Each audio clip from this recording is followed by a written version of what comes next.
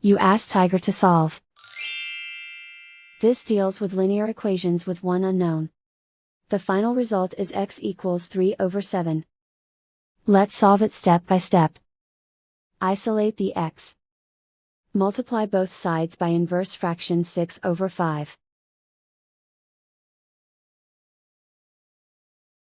Group like terms.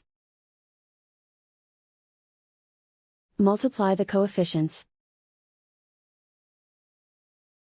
Simplify the fraction. Multiply the fractions.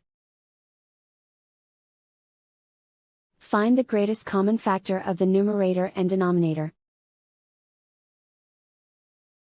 Factor out and cancel the greatest common factor.